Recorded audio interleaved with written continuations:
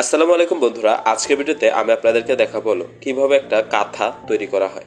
এর জন্য আমরা সবার প্রথমে বড় একটা 12 হাতের কাপড়কে মাঝ বরাবর কেটে পাশ বরাবর সিলিয়ে নিয়েছি, যাতে এটা পুরো চারকোনা হয়ে যায়। তো এরকম আমরা 3টা কাপড়কে মাঝ বরাবর কেটে সেলাই করে নিয়েছি। তো আমরা কাপড়টাকে ফ্লোরে বিছিয়ে নিয়েছি, বিছিয়ে চারদিকে পানির বোতল দিয়ে কাপড়টাকে আটকে দিয়েছি যাতে কাপড়টা কুঁচকে না যায়। তো আমরা একই রকম ভাবে মাঝখানে আর একটা কাপড় দিলাম। খেয়াল রাখতে হবে মাঝখানের কাপড়টা যাতে নিচের এবং উপরের কাপড়টা থেকে কিছুটা ছোট হয়। তো আমরা মাঝখানে কাপড়টা দেওয়ার পর এর উপর আমরা কিছুটা ভাতের মার ছিটিয়ে তারপর আমরা পুরো কাপড়টাকে আয়রন করে নেব। এর ফলে কাপড়টা নিচের কাপড়টার সাথে লেগে যাবে আর লড়ার সম্ভাবনা থাকবে না। একই রকম ভাবে আমরা আবারও উপরে আরেকটা কাপড় দিয়ে দিলাম। কাপড় দেওয়ার পর আমরা এর উপর আবারও ভাতের মার দিয়ে আবারও আয়রন করে নেব। তারপর আমরা কিছুটা দূর দূর সোজা বরাবর এভাবে বড় বড় করে সেলাই করে নেব যাতে কাপড়গুলো একসাথে আটকে থাকে। আমরা কিন্তু পাশগুলো এখনো সেলাই করবো না, আমরা পাশগুলো সবার পরে সেলাই করে নেব। কাপড়টা ভালোভাবে সেলাই করার পর আমরা একটা ফিতার মাধ্যমে কাঁথাটাকে কোনাকুনি ভাবে মেপে দেখবো। যদি দুনো কোনায় এভাবে একসাথে মিলে যায় তাহলে বুঝতে হবে কাঁথার মাপটা একদম পারফেক্ট আছে। কাঁথাটা একটু পুরো চারকোনা হবে না, এক পাশে একটু লম্বা হবে। তারপর আমরা ওই ফিতাটাকে একটু হলুদের পানিতে ভিজিয়ে নেব। আমরা এই ভিজানো ফিতাটা দিয়ে কাঁথার উপরে দাগ দিয়ে নেব, যার ফলে সেলাই করতে খুবই সহজ হবে। তো দেখুন, দাগ দেওয়ার সময় আমরা কিন্তু কোনাকুনি ফিতাটাকেও রেখেছি যাতে দাগটা একদম সমান হয়। তো দেখুন, আমরা একটা স্টিলের বাটি দিয়ে চাপ দিয়ে দিয়ে দাগটা দিয়ে দিচ্ছি। এভাবে খুবই তাড়াতাড়ি করা যায়। আপনারা চাইলে বড় স্কেল দিয়ে পেন্সিল দিয়েও দাগটা টেনে নিতে পারেন। তো দেখুন, এখানে আমরা একটা কাঠি নিয়েছি যাতে সবগুলো দাগ সমান দূরত্বে হয়, সেজন্য আমরা কাঠিটা দিয়ে মাপ দিয়ে দিয়ে দাগগুলো দেব। এভাবে দাগ দিলে ঘরগুলো খুবই সমান হবে এবং দেখতে সুন্দর দেখাবে এবং সেলাই করার সময় খুবই সহজ হবে।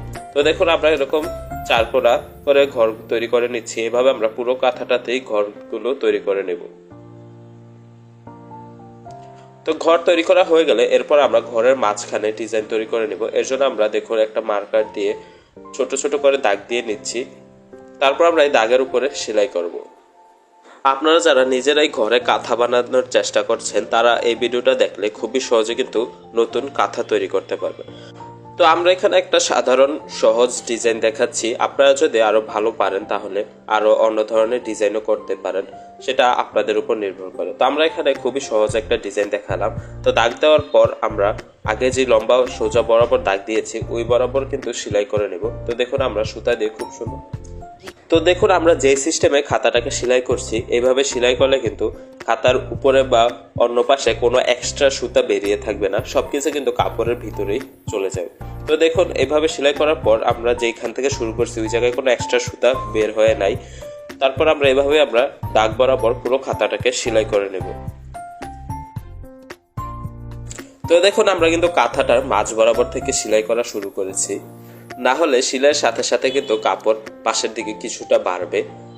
যদি আপনারা পাশের দিক থেকে সেলাই করা শুরু করেন তাহলে কাঁথাটা বিভিন্ন জায়গা দিয়ে কুঁচকে থাকতে পারে এবং অতিরিক্ত কাপড়টা লুজ হয়ে যেতে পারে। সেজন্য আমরা মাঝ বরাবর থেকে সেলাই শুরু করব। মাঝ বরাবর থেকে পুরোটা সেলাই করার পর আমরা চারপাশ দিয়ে বাহিরের দিকগুলো সেলাই করব।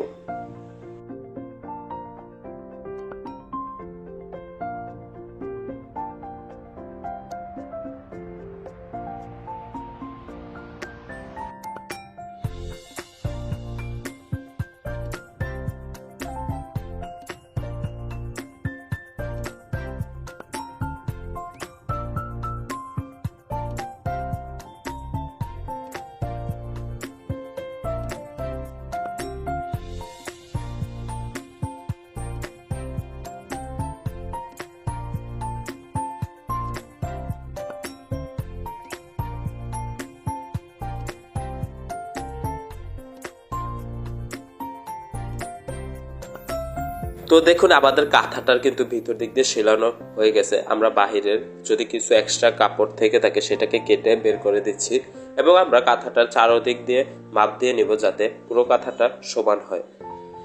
তো দেখুন, আমরা একটা ফিতার সাহায্যে এক পাশ বরাবর মাপ দিয়ে নিচ্ছি। তারপর আমরা অতিরিক্ত কাপড়টাকে কিছুটা ভিতরের দিকে ভাঁজ করে দেব। এর জন্য আমরা প্রথমে স্কেল দিয়ে ভালোভাবে দাগ দিয়ে নিলাম যাতে কাঁথাটার বাহিরের দিক দিয়ে আঁকা বাঁকা না হয়।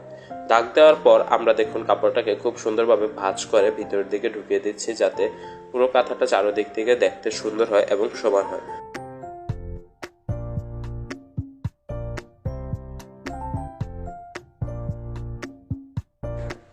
তো দেখুন আমরা হাত দিয়ে খুব সুন্দরভাবে কাঁথার বাহিরের কাপড়টা ভাঁজ করে নিচ্ছি। তারপর আমরা এর উপরে আবারও কিছুটা ভাতের মার ছড়িয়ে দেব। তারপর আমরা এটাকে আয়রন করে নেব।